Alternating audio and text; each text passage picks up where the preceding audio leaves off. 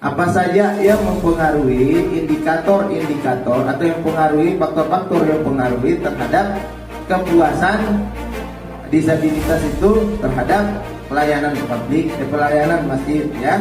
Kemudian apa saja program-programnya misalnya kan yang diberikan terhadap penyandang disabilitas itu. Kemudian setelah itu diteliti, diaplikasikan programnya, kemudian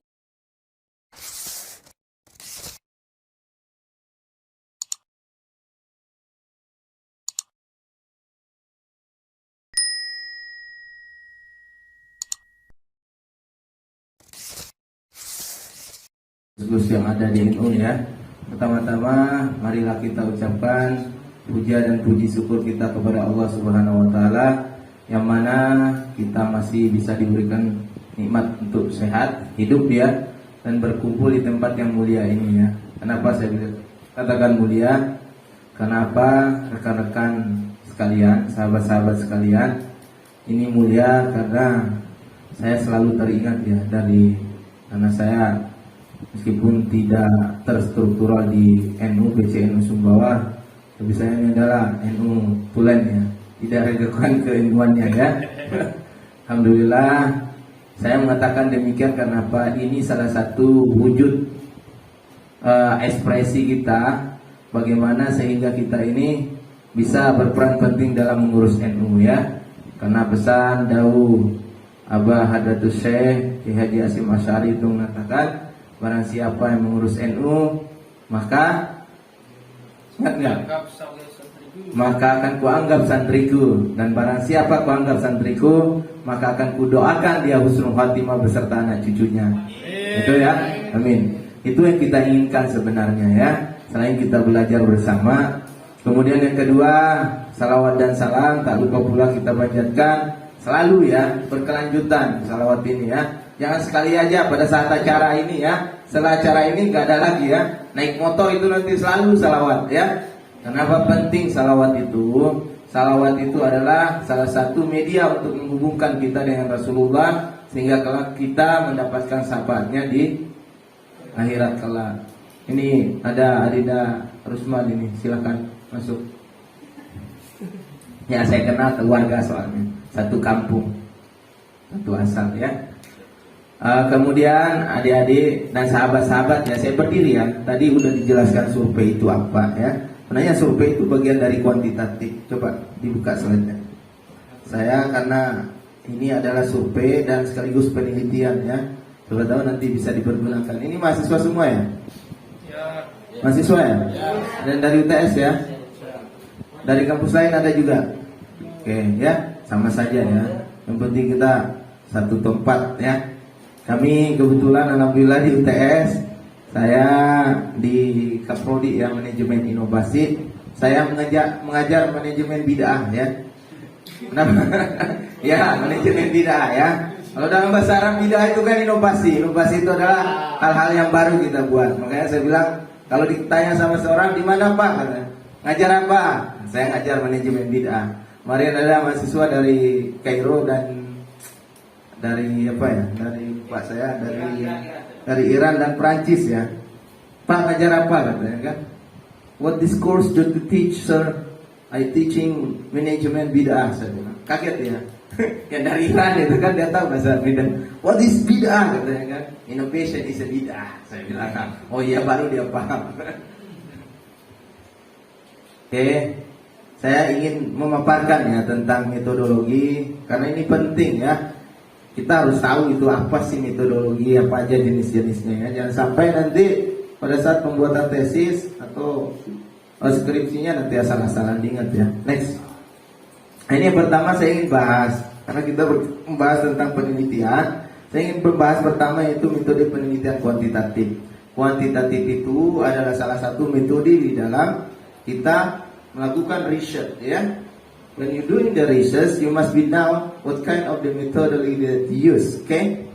Tuh harus tahu itu, jangan asal-asalan. Nanti membuat judul analisis tentang pelayanan publik terhadap kepuasan masyarakat. Oh, nanti di metodologi penelitian saya gunakan kualitatif, Pak. Judulnya aja udah kuantitatif, itu udah salah kaprah itu ya.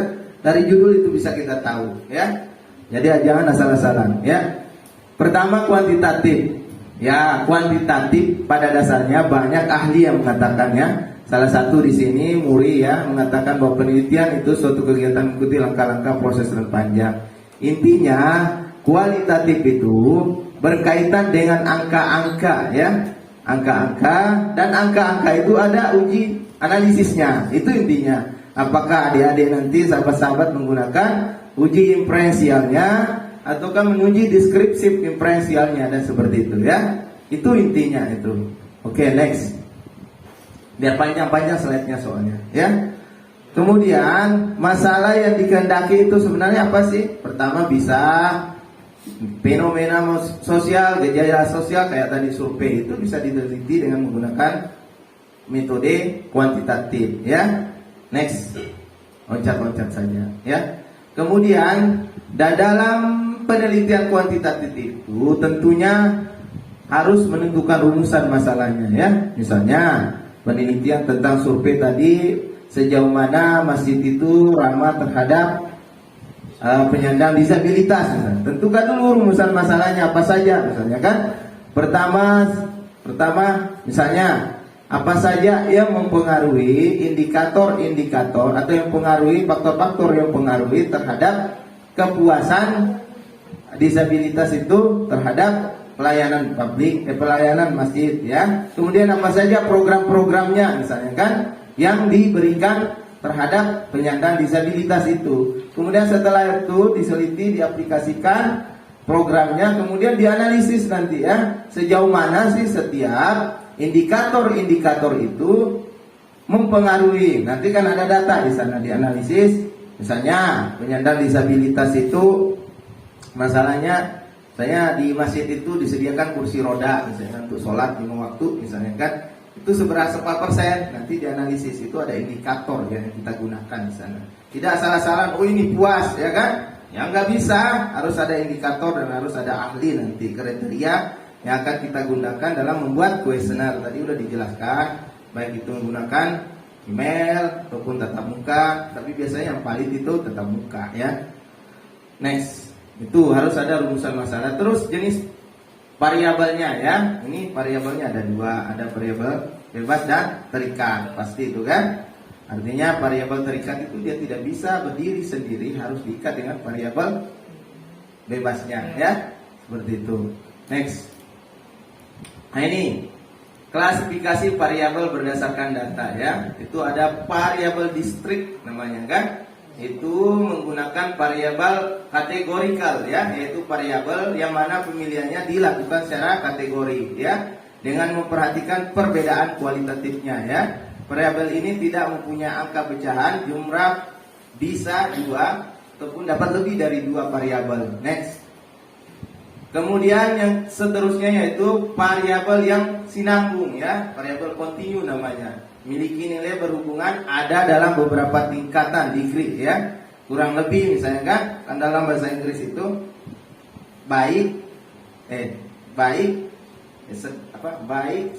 sedang, kurang, sedang, sangat baik ya.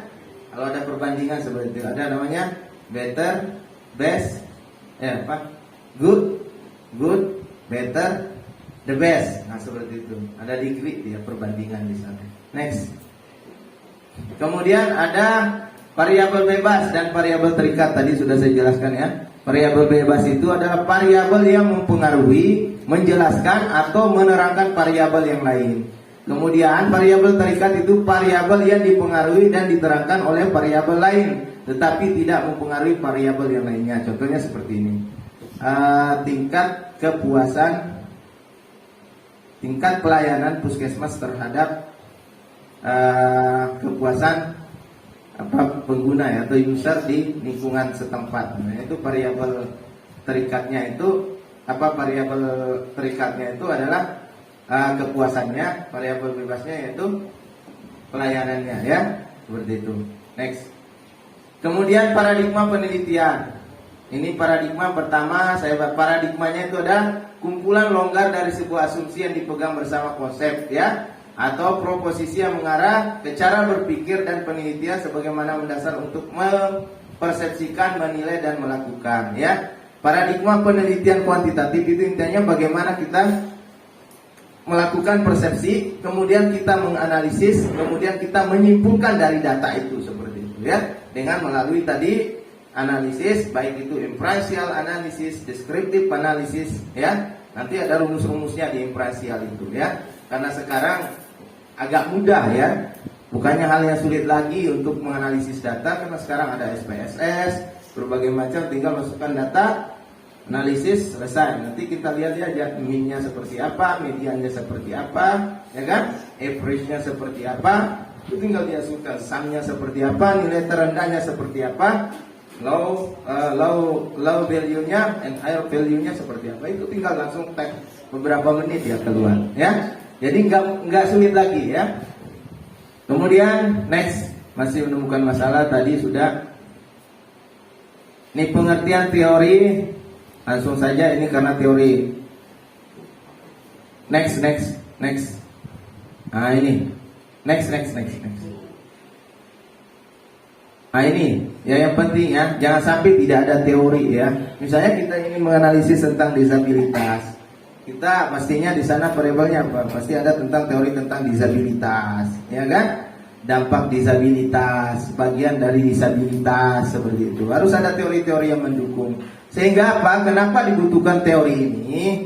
Kalau tidak ada teori, itu nanti kayak menyusun makalah ya, hampa dia. Akademisi, karya ilmiah itu ya, wajib menggunakan teori. Tapi teorinya seperti apa dulu? Minimal 10 tahun terakhir ya. Pertanyaannya begini, bagaimana Pak kalau tidak ada ya 10 tahun terakhir? Sulit ya.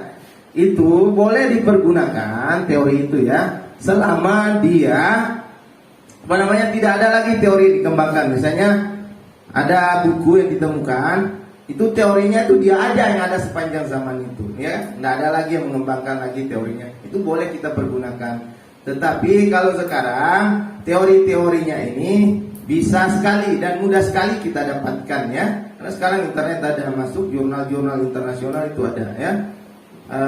Sahabat-sahabat sekalian itu bisa mencari melalui jurnal yang bersinta ya, baik itu Sinta 6, 5, 4, 3 dan 1 gitu kan, atau melihat teori-teorinya dari referensi internasional, jurnal internasional ya.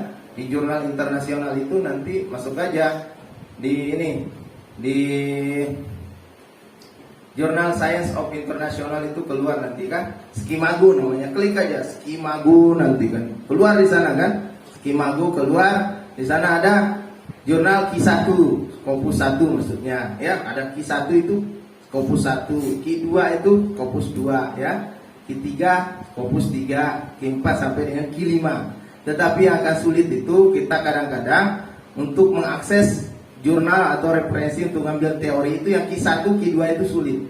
Kadang-kadang dia prabayar masalahnya ya. Yang mudah itu kita dapatkan Q3, Q4, Q5 itu agak mudah. Kadang-kadang dia berseri dia di dalam ya. Seperti itu untuk teori-teorinya pengambilannya. Ini perlu ya, karena tanpa ada data pendukung teorinya kita tidak bisa menulis pasti. Dan itu referensinya kita bisa ambil ya. Kalau mau ngambil buku, klik aja nanti LibGen ya. Cari LibGen di sana. LibGen ada berbahasa Inggris dia buku. Itu gratis dia, bisa di-download ya.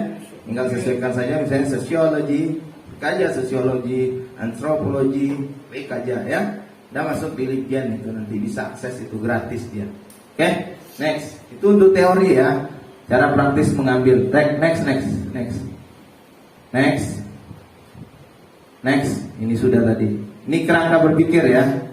Dalam teori, dalam metodologi penelitian itu, pertama caranya kita melakukan penelitiannya tentunya menetapkan variabel yang diteliti ya. Kemudian harus membaca buku dan hasil penelitian. Ini tadi ya, wajib hukumnya. Kemudian deskripsikan teori itu dan hasilnya seperti apa. Contohnya begini, sahabat-sahabat sekalian itu bisa melihat hasil penelitiannya itu dari mana kira-kira selama ini kalau baca buku? Dari mana? Ya, kalau artikel itu lihat abstraknya ya, lihat abstraknya di tesis, skripsi, lihat abstraknya ya. Di abstrak itu adalah miniatur dari atau kesimpulan dari keseluruhan bacaan itu. Kalau udah baca itu pasti sahabat-sahabat kalian menemukan itu? Pertama, di dalam di dalam abstrak itu pasti ada latar belakang penelitiannya, singkat dan tujuannya, pasti ada itu. Kemudian di dalamnya ada rumusan masalahnya, ya. Kemudian yang ketiga itu ada metodologi yang digunakan. Yang keempat itu ada hasil penelitiannya, dan kelima itu ada kesimpulan dan sarannya. Itu aja sebenarnya untuk melihat referensinya itu, isinya baik itu berbahasa Inggris maupun berbahasa Indonesia. Di sana kita bisa lihat keseluruhan. Kalau berbahasa Inggris nggak bisa, you don't speak English well, yes okay, ambil aja, copy, translate kan di Google Translate itu selesai. Cuman itu hasil translate-nya kadang-kadang itu ya amburadul lah, tapi bisa cukup membantu gitu ya. Itu caranya nanti. Biar gak repot-repot baca keseluruhan jurnalnya sampai pusing gitu ya. Itu tekniknya ya. Next. Kemudian deskripsi teori dan hasil sudah. Kemudian melakukan sintesa kesimpulan ya. Kenapa harus melakukan sintesa kesimpulan? Karena ini akan membuat kita menemukan gap ya. Oh ternyata ini loh perbedaan penelitian misalnya. Kan banyak penelitian tentang disabilitas itu banyak kan. Oh ternyata ini yang belum ada indikator yang diteliti. Ini harus saya masuk di dalamnya ya. Misalnya indikatornya yang tidak dia masuki adalah selama ini adalah jemputan transportasi dari masjid ke masjid misalnya. Itu belum dilakukan ya. Inilah pembeda sebenarnya dari penelitian-penelitian yang sebelumnya. Makanya kita wajib melakukan sintesa ya, untuk menemukan gap. Gap itu adalah kesenjangan ya, atau perbedaan penelitian kita dengan yang lainnya, sehingga nanti ketika dibaca sama orang, oh iya ya, ini yang membedakan penelitiannya dia dengan penelitian sebelumnya. Baik itu tesis nanti deskripsi ya. Hati-hati jangan sampai nanti yang sudah diteliti sama orang, oh gitu aja muncul hal yang sama, tidak ada pembedaannya. Artinya tidak ada novelty ya, tidak ada temuan baru di dalamnya. Novelty itu temuan baru yang membedakan antara penelitian sahabat-sahabat sekalian dengan penelitian orang lain. Itu wajib ada itu. Perbedaannya itu bisa dilihat dari metodenya, hasil penelitiannya, dan indikator-indikator yang mereka gunakan seperti itu ya. Oke. Next, kemudian analisa komparatif udah tadi itu, analisis kritis udah untuk gapnya, kemudian kerangka berpikirnya, kemudian menyusun hipotesanya ya. Baru kalian jabarkan nanti, oh ternyata ini hipotesa yang harus saya lakukan ya. Next. Nah ini perlu diperhatikan ya, hipotesa itu penting di dalam metode kuantitatif ya, karena berkaitan juga dengan survei. Tidak setiap penelitian harus merumuskan hipotesa, diingat itu kan. Penelitian bersifat eksploratif dan deskriptif sering tidak perlu merumuskan hipotesa ya. Ini di dalam kuantitatif ya. Tetapi di dalam kuantitatif pasti dia ada rumusan masalah. Kalau dalam kualitatif itu nggak perlu. Tetapi ada kuantitatif yang tidak memerlukan rumusan masalah, ada bersifat eksploratif gitu kan, hanya mencari ya, eksploratif dan deskriptif saja misalnya, untuk mengetahui misalnya kan. Itu kan entah deskriptif saja, nggak perlu diuji dia di sana kan. Misalnya gini, untuk mengetahui sejauh mana kepuasan masyarakat, itu kan pada tataran mendeskripsikan saja, ya kan. Tetapi untuk menganalisis, diingat ya bahasanya ya, untuk menganalisis sejauh mana pengaruh kepuasan pengurus masjid terhadap pelayanan terhadap disabilitas itu. Ini permainan kata aja ya, diingat ya. Kalau hanya untuk mengetahui itu nggak perlu, itu deskriptif saja dia. Tetapi kalau sudah muncul bahasa untuk menganalisis, pasti dia masuk. Ada hipotesisnya dan ada kajian analisisnya di sana ya. Jadi diingat juga, jangan sampai nanti membuat penelitian misalnya untuk mengetahui atau menggunakan uji Chi-square, menggunakan uji t-test dan sebagainya itu kan, atau menggunakan uji yang lainnya lebih rumit lagi, PLSM apa namanya itu jangan sampai rumusan masalahnya untuk mengetahui, nanti di analisisnya ada, itu salah sudah ya. Ingat, penggunaan karena di dalam penelitian itu ada taksonomi ya. Itu ada taksonomi yang digunakan di sana kan, penggunaan kata bisa nanti dibaca taksonomi penelitian itu untuk menjelaskan, menganalisis, untuk melakukan sintesa, mengembangkan ya. Kalau pada tataran doktoral itu untuk mengembangkan teori dia ya. Kalau pada tataran S1 biasanya dia untuk mengetahui saja ya. Kalau tataran S2 menganalisis, melakukan sintesa sampai pada tataran seperti itu ya. Hati-hati penggunaan ini. Next. Udah, next. Nah ini bentuk-bentuk hipotesis ya. Ada hipotesis deskriptif tadi, jawaban sementara terhadap masalah deskriptif atau variabel mandiri. Kemudian hipotesis komparatif ya, yaitu jawaban sementara terhadap masalah yang komparatif ya, membandingkan variabel yang sama. Kemudian hipotesis ya, hipotesis komparatif, jawaban sementara terhadap masalah asosiatif.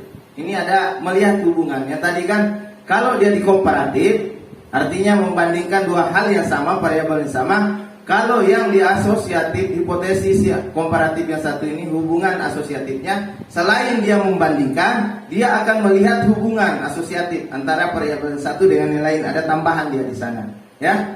Next. Ini salah satu jenis metode kuantitatif tadi. Selain survei, ada eksperimen namanya ya. Di eksperimen itu ada beberapa, ada true eksperimental, ada eksploratif eksperimental, ada deskriptif eksperimental ya. Ini biasanya lebih banyak digunakan di dunia pendidikan ini ya. Dia melakukan uji t-test, T-square ya. Ada one shot eksperimen, satu variabel, satu kelas kontrol, satu kelas saja digunakan one shot control, itu di eksperimen. Ada two shot control, itu ada dua variabel, ada kelas kontrolnya, ada kelas eksperimennya, biasanya digunakan di dunia pendidikan. Kalau tadi yang survei itu lebih banyak korporasi menggunakannya. Oke, next. Macam-macam desain eksperimen ya. Ada experimental design ya. Experimental design itu ini saya bilang tadi, ada one shot case study, one group pre-test post-test, ada intake group comparison ya. Kalau one shot case study ini satu aja kelas misalnya, ini di dunia pendidikan ya. Satu kelas digunakan, nggak ada kelas pembanding. Kalau one group pre-test design ini ada dua grup dia di sana ya. Ada kelas kontrolnya, ada kelas eksperimentalnya. Ada dua perlakuan yang kita berikan. Yang satu kita kasih perlakuan, yang satunya tidak. Seperti itu. Kalau intake group comparison ini membandingkan ya, beberapa sekolah, misalnya 3 sekolah ya. Kita ingin meneliti tentang sejauh mana metode yang digunakan, perbedaan metode. Saya sekolah A, sekolah B, sekolah C. Kita bandingkan metodenya seperti itu, lebih dari 2 ya. Oke. Kemudian next ada true eksperimental. Ini yang saya bilang ini. Ada kelompok kontrol dan sampel dipilih secara random ya. Perbedaannya dari yang tadi yaitu ini kita melihat mengontrol seluruh variabel yang dari luar yang pengaruhi. Kalau yang tadi tidak, yang di dalam sekolah itu aja. Kalau di sini di dalam, yang di luar juga variabelnya itu ada yang pengaruhi, itu sampai sana kita teliti ya. Kemudian ada factorial design ya. Ini jarang digunakan. Quasi eksperimental design juga kadang-kadang karena dia sifatnya time series, dia ada sequences of time. Misalnya bulan ini, bulan 1, bulan 2, bulan 3 sampai bulan 4 seperti itu dia ya. Jarang digunakan. Kemudian next, langkah-langkah rencana eksperimen. Ini pasti ya, ada melakukan rumusan masalah ya. Ini yang salah kaprah kadang-kadang menentukan judul, katanya banyak itu saya temukan. Salah. Jangan tentukan judul dulu. Tentukan rumusan masalahnya, apa sih masalahnya, ya kan? Baru merumuskan masalahnya ya. Baru melakukan formulasi hipotesanya kan? Baru melakukan desain eksperimennya, kemudian lalu melakukan percobaan. Ya, percobaan itu bisa dilakukan tes awal, tes akhir seperti itu. Ya, itu sih intinya, itu tes awal, tes akhir. Oke, tidak usah saya jelaskan karakteristiknya. Next. Ini populasi ya. Ini populasi artinya seluruh, misalnya gini. Ingin meneliti tentang disabilitas di Sumbawa. Artinya populasinya berapa sih yang di Sumbawa, misalnya 200. Seluruh kecamatan itu ya, itu populasi namanya, penyandang disabilitas. Tetapi karena keterbatasan biaya, misalnya kan, keterbatasan waktu dan juga kendala transportasi untuk ke sana, maka dikerucutkan menjadi sampel di sana, dipilih ya. Misalnya dari berapa kecamatan yang ada di Sumbawa, atau misalnya contohnya begini, populasinya ada 200 misalnya kan. Tapi karena kita karena penelitian itu pasti butuh dana, butuh akses untuk ke sana, itu kita harus pertimbangkan itu, sehingga dikenal dengan sampel penelitian nanti. Next di bawahnya. Nah, ada sampel penelitian ya. Sampel ini kita misalnya wilayah Kecamatan Sumbawa saja, wilayah Kecamatan Lape, wilayah Kecamatan Pelampang, itu saja misalnya 3 itu. Itu namanya kita kerucutkan menjadi sampel penelitian. Baru ada hitung-hitungannya nanti, makanya ini kan panjang ya. Nanti kita bertahap cara menghitung sampel ya, nggak salah-salah juga. Misalnya dari 200 saya ngambil 50 aja deh, sakaratmu dewe, nggak bisa kayak gitu ya. Langsung ngambil 50, nggak ada perhitungannya itu ya. Nanti ketika ditanya gimana menentukan sampelnya, oh saya ambil saja Pak, 50 sudah cukup menurut saya. Itu nggak akademis gitu ya. Ada rumusan-rumusan masalahnya di metode penelitian kuantitatif. Next, teknik sampling ya, ini juga harus diingat. Teknik cara mengambil sampling ya. Misalnya begini, tiba-tiba muncul, Pak, di dalam ujian misalnya kan, saya menggunakan teknik sampling snowball sampling misalnya kan. Ditanya kenapa menggunakan snowball sampling? Ya, karena saya cukup segitu katanya kan. Nggak bisa seperti itu ya. Snowball sampling itu biasanya digunakan di metode kualitatif dia ya. Tahu snowball? Tahu? Snow. Tahu artinya? Salju ya. Salju itu seperti apa? Kadang-kadang sedikit ya, lama-lama dia banyak gitu kan. Nah, di dalam metode snowball sampling seperti itu. Saya populasinya yang kita gunakan untuk mengambil kepuasan ramah terhadap disabilitas yang tadinya hanya 20 orang misalnya kan. Tapi belum cukup data kita itu kan, kita ingin memperbanyak lagi. Ambil lagi perbanyak jadi 50 orang. Itu snowball sampling ya, selanjutnya 20 menjadi 40, 30, 60 seperti itu ya. Itu teknik snowball ya, karena kita rasa data yang kita kumpulkan itu belum cukup. Kita ingin menambah lagi supaya dia lebih representatif ya. Ya saya gunakan teknik sampling. Di sana nanti ada random sampling semuanya itu. Ada snowball sampling, ada purposive sampling, itu butuh 1 semester sebenarnya metodologi ini ya. Ini umum aja supaya tahu ya, nggak salah kaprah nanti ya. Nanti saya bilang sama Gus Masih tadi, kalau memang mau saya bilang kan, adakan 2 minggu sekali atau sebulan sekali lah ya, supaya kita paham tentang metodologi ini. Metodologi ini 1 semester nggak cukup itu ya. Oke, ini ada probabilitas sampling ya, nanti bisa dilihat lah ya. Probabilitas sampling ini dibagi ya. Ada simple random sampling namanya, ada proportion stratified random sampling, ada disproportion stratified random sampling, ada cluster sampling. Ini hampir sama, sampling aja, acak semuanya ya. Ini maksudnya diacak sampelnya ya. Tetapi nggak asal acak, misalnya kan, oh saya ngambil yang di sana, misalnya gini 1, 2, 3, 4, 5, 6. Oh yang ini jadi sampling saya, eksperimennya, yang ini kontrolnya. Nggak seperti itu ya. Salah satu misalnya simple random sampling ini seperti apa? Saya buat angka-angka misalnya kan, angka genap dan ganjil ya. Angka 1, 2 misalnya. Saya kasih aja ini. Nah, saya kasih kepada peserta ini, sahabat-sahabat sekalian, ambil. Siapa yang ngambil nomor 2, misalnya itu jadi kelas kontrol saya ya. Siapa yang ngambil angka 1, itu kelas eksperimen saya. Seperti itu tekniknya. Tidak salah-salah ngambil ya. Ini langsung ngambil selesai langsung. Enggak. Seperti itu ya. Next. Ini bisa dibaca langsung sendiri. Ya. Iya apa salah kalau salah-salah. Ya. Ada non probabilitas sampling ya. Ini non probabilitas sampling ini ada beberapa jenis lagi yang tadi saya bilang itu kan. Salah satunya snowball sampling. Yang pertama itu ada sampling sistematis, ada sampling kuota, sampling insidental, sampling purposive, sampling jenuh, sampling snowball sampling ya. Dan yang banyak digunakan sebenarnya kalau sistematis ini, misalnya kita lihat stratanya kan, dari S2, S2, S3, S4, S3 gitu. Stratanya di sana. Kemudian kuotanya itu berapa sih jumlahnya itu kan secara keseluruhan. Purposive misalnya, purposive itu saya ingin meneliti tentang penggunaan jasa transportasi ya. ojek misalnya kan, ya saya ambil aja ojek di Bram Biji, langsung aja tentukan seperti boleh, tetapi harus menggunakan purposive sampling ini ya, dengan karakteristik tertentu ya.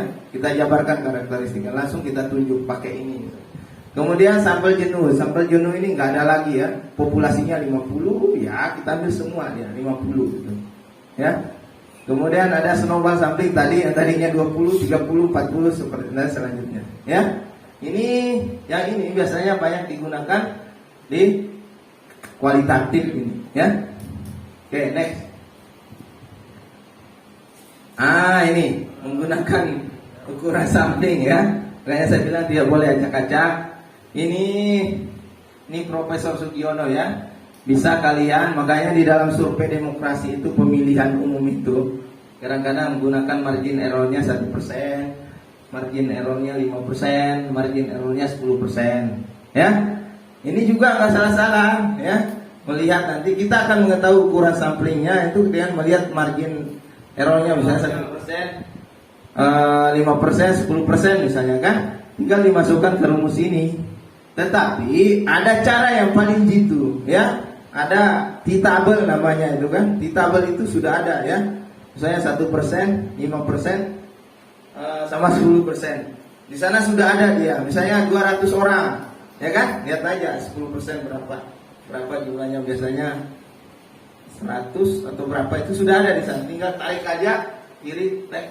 Di sini biasanya jumlah populasinya, di sini 5%, misalnya tarik tengah ini yang ketemu di garis ini, nanti inilah jumlahnya di sini. Yang nggak repot. Ini kan ada rumus-rumus sebenarnya, hitung-hitung. Supaya nanti secara akademis tinggal ditulis ya, bahwa ini saya gunakan rumus ini misalnya kan, untuk menentukan sampelnya. Banyak teknik-teknik penentuan rumusnya, bukan ya ini ya contoh aja ini. Kalau dimasukkan, kalau mau hitung manual janganlah ya kan. Tetapi secara akademis ditulis rumusnya yang ditentukan, nanti analisis dengan SPSS keluar langsung kan. Tapi kita klaim dengan rumus ini, dan itu harus cocok dengan hasil ini. Jangan nanti masukkan di SPSS nggak cocok dengan rumus ini ya, nggak boleh juga ya.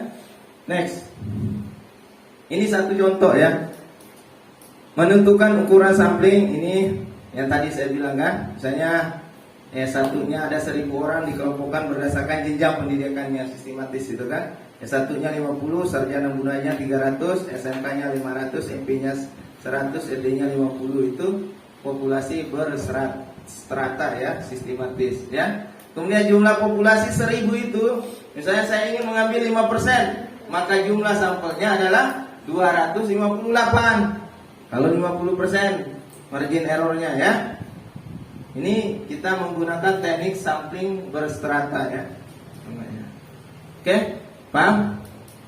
Next. Ini udah ya. Misalnya 50 bagi 1000 kali 250 ketemunya 12,50. Ya, dibulatkan jadi 13. SMK-nya misalnya 5, kita yang ambil margin errornya 300 kali 1000 kali 258 sama dengan 77 kali 40, bulatkan dia jadi 77 ya. Kemudian ini SMK-nya dan seterusnya ya, seperti ini. Jadi jumlah sampelnya 13 tambah 17 tambah 128 tambah 26 tambah 13 jadi 258. Seperti itu ya. Jangan asal-asalan. Oke, next. Cara mengambil anggota sampling tadi sudah yang di atas itu ya. Dengan undian ini. Saya bilang nomor ya. Ganjil 1 2 1 2 ya. Seperti itu. Kesimpulannya ini kesimpulan untuk metode kuantitatifnya. Next, kita ini langsung ke pengukuran, cara pengukuran, instrumen penelitian dan teknik pengukuran data. Ini yang penting ya. Next. Saya panas ya. Data menurut tingkat pengukurannya. Nah, ini kita harus tahu ya jenis datanya kita apa. Ya. Ingat yang pertama data itu ada data nominal, data ordinal, data interval, dan data rasio. Ini juga jenis data yang pertama yang harus kita ketahui sebelum mengukur itu jenis datanya apa. Ya.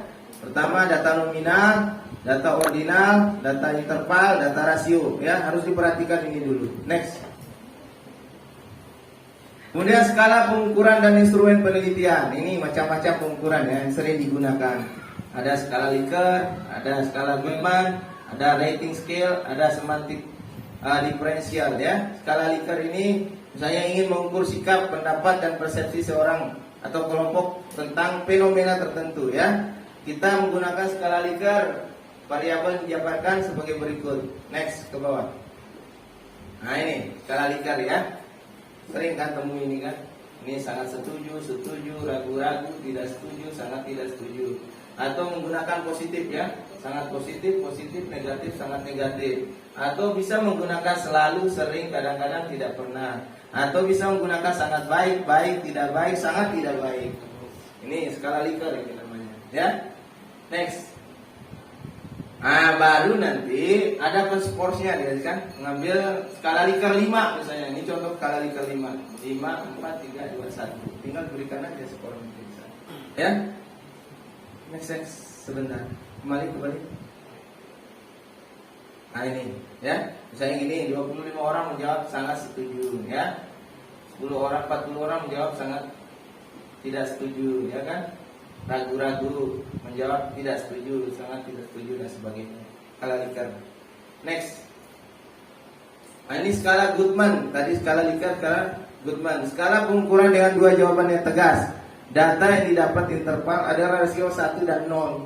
Itu aja deh, 1 dan 0. Kalau tadi kan menggunakan skala Likert 1 sampai 5 dan 10 juga bisa ya. Bukan hanya terbatas pada 5 ya. Ini jawabannya sedikit aja dia Goodman itu. Iya, tidak, benar, salah, positif, negatif, setuju, tidak setuju, pernah, tidak pernah. Nanti kalau iya jawabannya 1 ya. Kalau tidak ya 0. Angka itu yang dimainkan dia nanti ya. Kayaknya jangan salah, saya ngambil pas skala Likert 1 dan 0. Salah sudah ya. Next.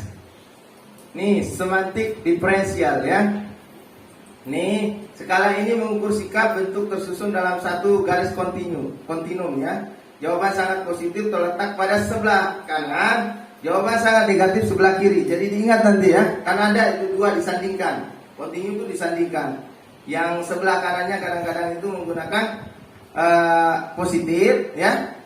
Kemudian yang kiri itu menggunakan sangat negatif ya. Jadinya seperti ini. Misalnya ingin meneliti bersahabat enggak pengurus masjidnya terhadap disabilitas. Tinggal gunakan aja ini 1, 5, 4, 3, 2, 1 ya. Kalau dia di sini di 2 apa? Kalau di 2 apa? Hah? Kurang bersahabat. Hah? Kurang bersahabat berarti dia kan. Kalau ke kanan dia 4 misalnya. Cukup. Hah? Iya. Ya? Bersahabat Bersahabat ya kan? Ini intinya. Tinggal dilihat aja. Tetap dia sangat bersahabat. Cuman poinnya itu 4 ya. Saya 4 dihitung aja nanti 4 tambah 4. Tetap dia sangat positif misalnya kan, atau sangat bersahabat. Tetapi dia poinnya 4 di sini kan. Yang bedakan angkanya sih sebenarnya ya. Kalau semakin ke kiri dia semakin kecil dia nilainya ya. Ingat ya, dia continue, dia apa namanya, sejajar ya. Cuma kita lihat aja, ini menipu biasanya ya, menipu dibalik-balik ya. Oke, next. Rating scale ya. Rating scale ini hampir sama dengan dia skala Likert, cuma dia 4 bila ruangannya sangat baik, bila ada kata bila dia. 3 ruangannya cukup baik, bila ya kan. 2 ruangannya kurang baik. 1 ruangannya sangat kurang baik ya. Dia ada rating scale-nya, dia ada penambahan kata sangat, bila dan sebagainya itu ya. Itu yang membedakan dia dengan skala Likert ya. Oke, next. Rating scale ini hanya untuk mengukur sebelum dan sesudahnya ya. Sebelumnya seperti apa, sesudahnya seperti apa ya. Secara umum dia, secara akumulatif dia nilainya. Ini kalau untuk validitas kontrak ya, kontrak penelitian itu nanti karena dia ada tahapan-tahapannya ya.